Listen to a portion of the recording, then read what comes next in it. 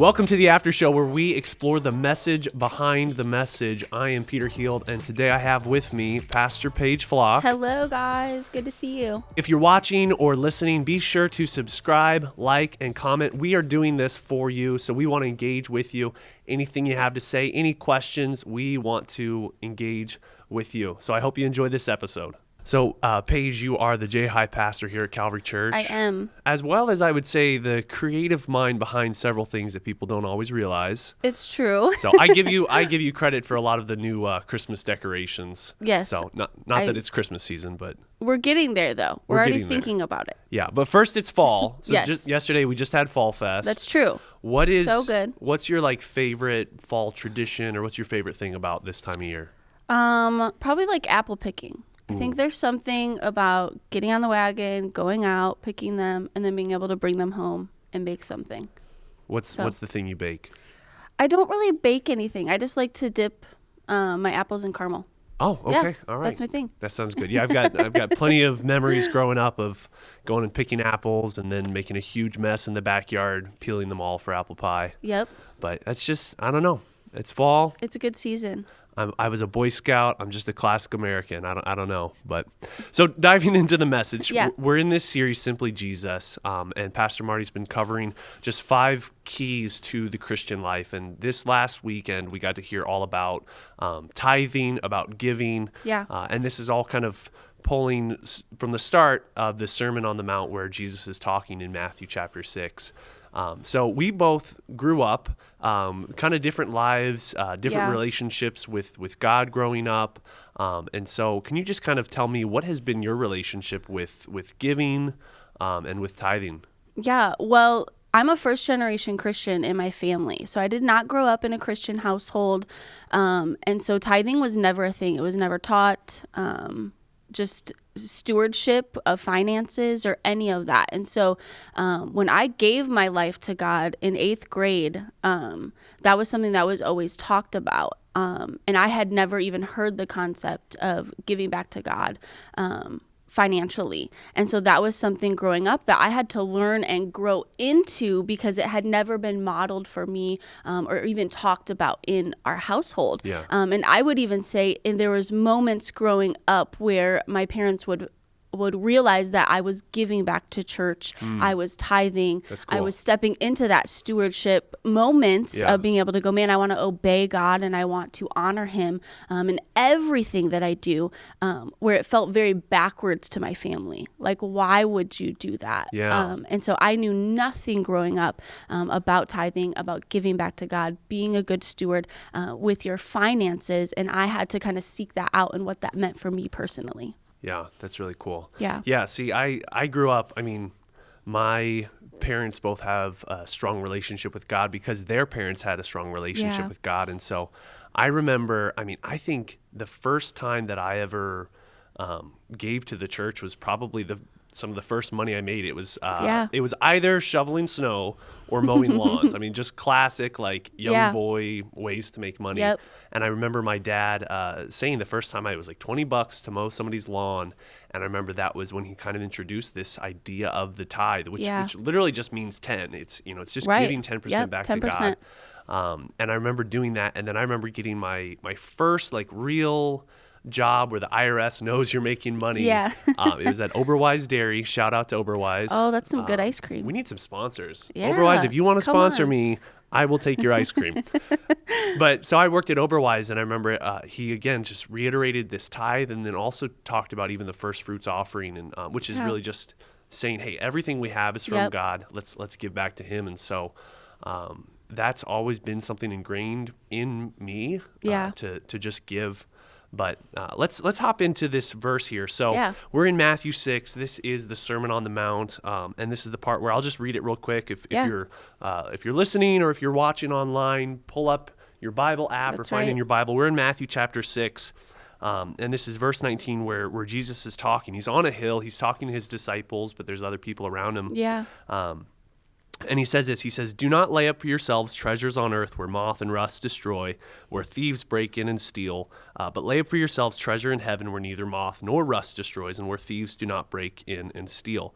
And then he says this, and I love this because we were kind of talking about this earlier, where if you grew up in the church or you're used to certain Bible verses, hearing certain scriptures, things kind of, they seem normal. Or like, oh yeah, that's a Christian thing we say. Right. But really, Jesus says things and they're so counterintuitive to actually how either we live our life or the culture around us expresses things and values how to live.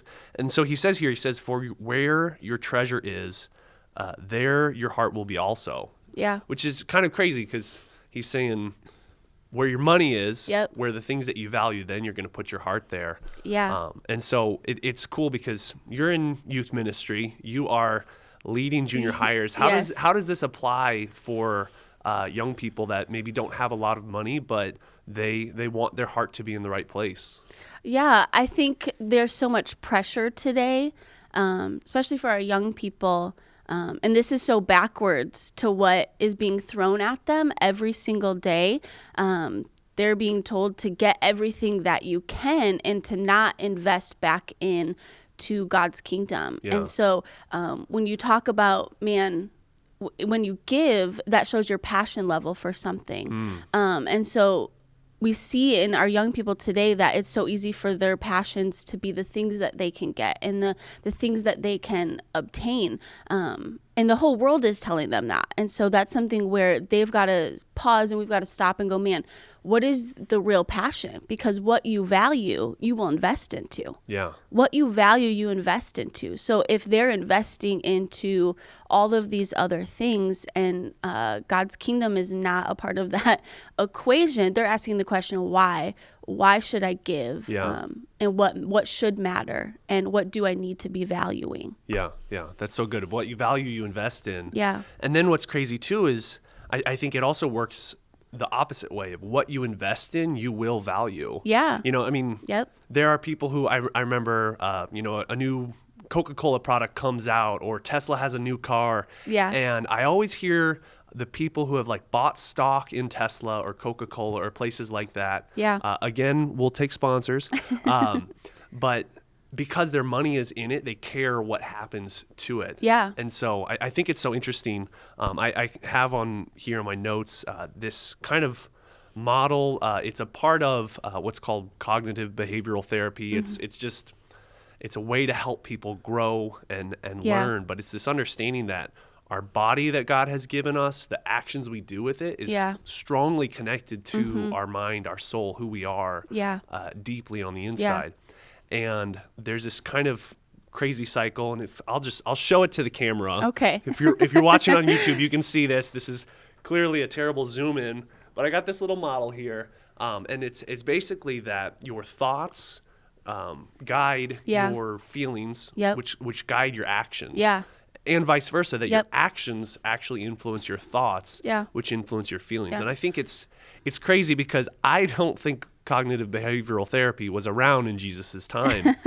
And yet Jesus has always been speaking truth ahead of our own understanding of it. And it's kind of this idea that you can do something and that will actually lead your feelings. Yeah. So have you ever seen that play out? Yeah, definitely. I think so many times, even today, we want to feel something when we make that choice to give. Yeah. And we think that our feelings are going to lead those, but it's our actions that do. So even if we don't feel something, like the good feeling or yes, I should do this, doesn't mean we shouldn't do it. Yeah. Because we can't base who we are off of our feelings. Our feelings are always fleeting, right? They're coming, they're going, they're this way, they're that way. Yeah. They're up, they're down. And so if we were to base our giving or base our lives off of what we're feeling, there's going to be so many times that we're going to miss out on an opportunity because we base it off of those feelings. We have to lead our heart in this moment. We have to lead by taking the steps and the actions and not base it off of feelings. Yeah. That's so good. That's so good.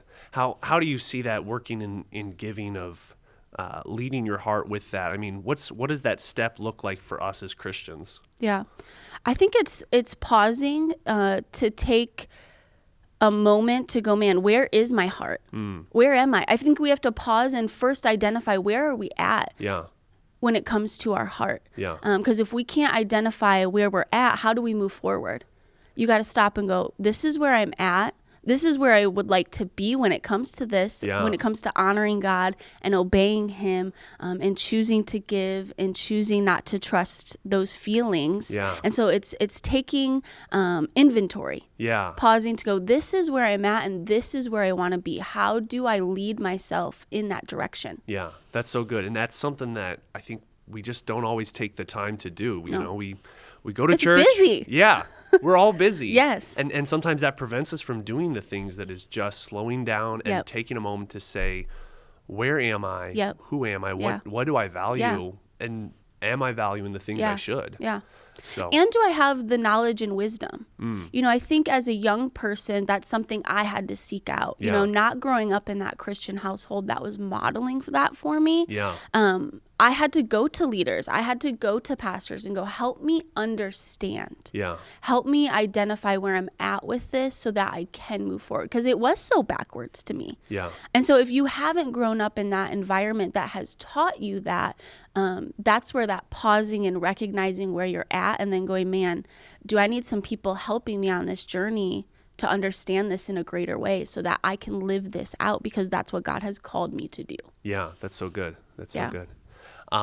So, you know, we're saying it's important to take a moment of pause, check an inventory of your heart. What is it, the things that you care about? And, you know, I have to do this in my friendships. I do this in my marriage with Nikki to say, okay, you know, I want a strong marriage. I want to care about her. And then I have to check myself and say, how do I know that I am caring about her? How does she know that I care about her? And that's even something for us of, like, I'm very much the kind of person where, like, if I care about somebody, I want to spend money on them, especially with Nikki. Like, I don't know if it's all a good thing, but there's a part of me, like, when it comes to our anniversary, like, whatever, because we have a budget and we say, okay, this is how much we're going to spend. But no matter what, like, I always go above that. So, like, whatever I think she may spend in gifts, I'm always spending more. And it's a funny thing, because for me, that's a big thing. I want to spend money on her, and it's like an expression of, hey, I care about you. What's funny though is for her love language isn't really gifts. So I'll buy her, like, you know, a nice ring or some sort of jewelry. I mean, usually it's jewelry. I don't know why. But what's funny is for me, it's like, this is a big expression of my love. And then for her, she's like, oh, cool, thanks for the gift. She's appreciative. But it doesn't ring for her the same way. But I think about our relationships with other people, and then of course our relationship with God. We have to have sort of markers in our life that we're looking at and saying, how do I know that I actually care about the things that either I say I care about or I should care about? And so Jesus is saying right here, you know, where your treasure is, there your heart will be also. That's point number one. And I think something too is, like, we think that if we talk about something a lot, that shows that we care about that thing. But it really is the actions behind it. We can say I can say all day I love working out and have a passion for it and talk about it. But if I don't actually do it, then do I really care? Do I really have a passion for working out? Probably not. I'm just think that I do because I talk about it a lot. That's incredible. And you see that, I think, so much on social media. Like, I remember when people really started to talk again about racism. It was really, you know, there were always important conversations about racism, but especially at the death of George Floyd, really people started talking. But I remember seeing a lot of folks posting things on their stories, and I was like, that's good. My social media is literally just photos of my daughter. I mean, you know that. Yes, it's true. And sometimes my son. We love Quinn. But it was an interesting thing for me, because that issue matters a lot to me. But it was one of those things I was seeing people posting on their stories, which is great. I think that's important. But it was one of those things for me that I was like, I don't want to just talk about this issue on my social media or let people know, hey, this is something. But for me, it was how can I actually, if I care about this, how do I actually invest myself into it? And for me, it was a lot of, it was important conversations with people close to me. And then it was time spent in reading. Okay, can I just geek out for a second? Yes, go ahead. I told you I wanted to. I avoided it, but I can't help it. Yes, he can't. So Jesus says this thing in this next verse, verse 22. This is Matthew chapter 6, verse 22. And he says this verse. He says, the eye is the lamp of the body. So if your eye is healthy, your whole body will be full of light. And then he goes on, he says, if your eye is bad, your whole body will be full of darkness. If then the light in you is darkness, how great is the darkness?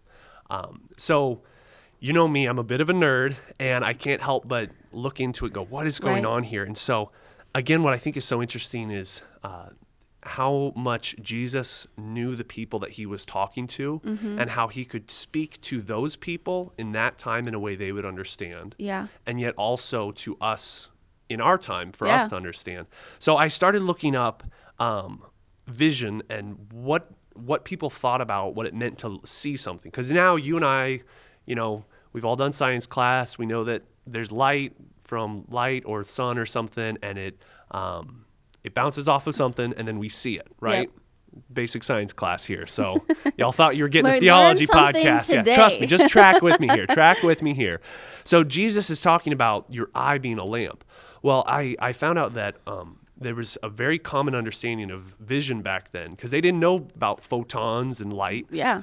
So there was actually a pretty common understanding that when you saw something, there was actually like fire or something inside of your eyes that would actually kind of leave your eyes and allow you to see it. And then there was also this understanding that the outside of a person, what they looked like, the shape of their body, their face, it would actually reveal things about them in their person, like deep-seated things, which we know that that's not how you actually see. Right. And we know that you can't judge a lot about a person just based on their eye color. Just their eyes, yeah. But that was often something that people believed back then. And so Jesus is using this, and he's talking about your eye being a lamp, because nothing leaves our eyes, everything goes into our eyes. But he talks about how if your eyes are bright, that there's something good in you. And I can't help but think, and maybe I'm a little off, and if y'all think I'm crazy, hit us up in the comments, send us an email. But I can't help but think that Jesus is kind of getting to this point of where our attention lies. Yeah. That there's something about if there is good in you, if there is the correct order of love and priorities in you, that it's going to show up in your eyes, and it's going to show up in what you actually look at and what you give attention to. Absolutely. And so I think for us as Christians wanting to love God more, I think a lot of the times it takes giving our attention to the right things. Yeah. So. And I think that's where that pause and inventory of your heart comes in. Yeah. Into play as well too. I think you have to stop and go, what is before me? What am I taking in? Yeah. Because that affects who we are and what we do and what we believe. And so many times I think sometimes we just have the wrong things in front of us. If we want to grow in this area of giving, if we want to make sure that our intentions are in the right place, then what are you putting before you that is helping you to grow in this area? Yeah. You have to be intentional with that. It does. That's where the pause and the inventory and choosing to be intentional to what's in front of you. Yeah. You can have so many things in front of you today, right? Like, it's so easy. Things are like at you at the drop of a hat. You can look up social media. Yeah. And that's where I think so many other temptations come in to go, this is what I should care about. This is what should matter. This is what I should be valuing. This is what I should be investing into. Yeah. And so it's, what are you taking into your life that is causing you one way or the other to invest into this or value this or... Yeah. That's so good. That's the other, so okay, this whole thing, we're talking about tithing. How do we do this practically? Because you and I, we've been practicing it for quite a while. Yeah. I mean, I don't really have a memory of making money and not giving some of it away. But for those who maybe this is a scary step, this is something that it's an act of faith that they want to do. Yeah. But maybe they haven't practiced it yet. Yep. What are some suggestions you have for tithing of how do you start? Yeah. I think part of that too is making room. So for all of us, maybe you do budget, maybe you don't. But I think it's pausing to go, where is my money going? Yeah. And is it going to the right places? Yeah. Because a lot of the times I find that, in my life, I've had to do that. I've had to pause and go, man, where are my finances going, and are they honoring God? And so it's making room. So if right now, currently, you don't have room where you're tithing, where you're giving in that way to honor, it's pausing and going, where is there room for me to go, hey, I need to cut back on this. I need to cut back on this. Because a lot of the times it's so easy just to swipe your debit card, to go out. And then at the end of the week, you're like, wait a second, where did all my money go? Oh, it went to Starbucks. It went to this. It went to shopping. It went to that. And then again, that's where you're going, what do I actually value? Because your money will show you that. Yeah. And so where are you at financially to go, man, I have to make room for this. It's a non-negotiable in my life. I have to do this. Where do I need to go? I need to pull back in this area and this area to be able to honor God. Yeah. I think that's a great first step. That's awesome. That's so good. Yeah. And one of the things that I've always heard when it comes to money advice, and this isn't Christian money advice, this is certainly at least secular money advice, and I've never heard Christians disagree with it, but I've always hear people talking about kind of the idea of sort of paying yourself first or prioritizing things that are long-term going to matter to you. So for the Christians, obviously that's going to be, hey, we need to tithe first, but even in the secular world, it's always, are you putting money into your savings? Are you putting money into like whatever you need to be growing in personally first? And what's interesting about money is it's kind of like time. However much money you have, you end up using. And however much time you have, you end up using. And so it's sort of interesting to me that I think it's, for me, having always tithed, I've always, like 90% of my income feels like 100% because that's what I'm used to. But I think for those of us who maybe want to get into tithing, there is sort of a side of there's an adjustment that's made there. And I think ultimately, if it feels difficult to do, I think that's why it's called a sacrifice. And so, and I think too, making it the first thing. I think so many times, like for me, I have mine auto drafted as well. It's the first thing that comes out after I get paid. Nothing else comes out before that. And you might have to do that to then go, what am I actually working with? Do you know what I mean? Make it the first thing, not the last. And I think a lot of the times it's become so low on the priority list that it becomes last. Over so many other things. And so if you can do that first, as soon as you know that you're getting paid, if you can auto draft, or if you can't, that's okay. But going, hey, this is the first check that I write. This is the first debit that goes out of my account. Because I'm going to make that a priority. I think what's crazy about it is we think of money as such a worldly thing, right? As I mean, Jesus even says in here, you can't serve two masters. You'll either hate one and love the other, or be devoted to one and despise the other. So he says you can't serve God and money, which that word money is, the original word is mammon. And it's less about just like money, but it's more about the thing that you really value, the thing that you trust in. So it's either you're trusting in God or you're trusting in something else. You can't do both. But I think what's so interesting is we always think of money as such a worldly thing. We depend on it so much for our security. And yet, when it comes to tithing, especially when it's a little scary, a little challenging, it's incredible how you can do that tithing can actually be an incredibly spiritual, faithful act to say, okay, God, if you want me to trust you, I mean, there's no bigger trust than to say, I'm going to give you my security. I'm going to give you my finances. And I'm going to trust you to take care of it. So I think that's just incredible. It is incredible. So kind of wrapping up. We've covered our attention, that what we give our attention to is what we love, right? What we give our money to is what we love. And I love what you said about just step one is taking an inventory. Real quick, as we're wrapping up, what would be kind of your go-to if somebody's like, I want to do an inventory, I want to do it today? How do you do it? What's the real quick practical version of that? I think just take a day or maybe even a few if you have it. Some people might not have that much time. And just every time that you go somewhere, just real quick on your phone, write down, I went here. And this is how much I spent. I went here. and this is how much I spent. Like take that inventory even for a day, because that will also show, hey, this is really where my finances are going. This is what I'm valuing. And I think honestly, it'll cause you to pause and go, man, there's some habits, there's some other things in my life that I'm sensing and seeing have kind of taken over. And so I need to see that and then move in a different direction. So I think it's going, hey, write that down real quick. Pause. Maybe you want to pull up a bank statement and go, this is where things have gone. Yeah. But quickly, just take a couple days and go, this is where I've gone. This is what I've spent. And that'll show you real quick just some habits in your life. Yeah. Wow, that's so good. So take an inventory of your finances, take an inventory of your heart.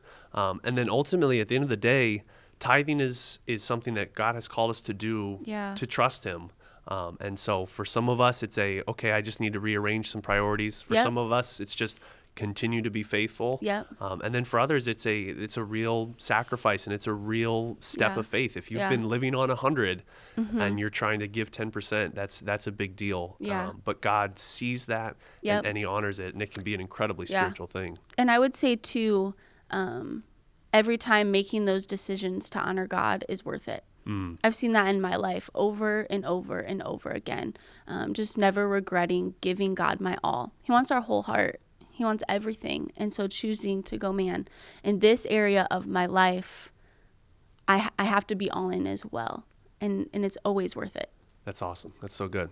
Well, if you enjoyed today's conversation, be sure to subscribe to our YouTube channel. We have new content every single week. You can also subscribe to our podcast on iTunes or wherever you get podcasts. But we are going to continue to do the after show every week, where we dive into this sermon and see what God is doing in our life and in yours.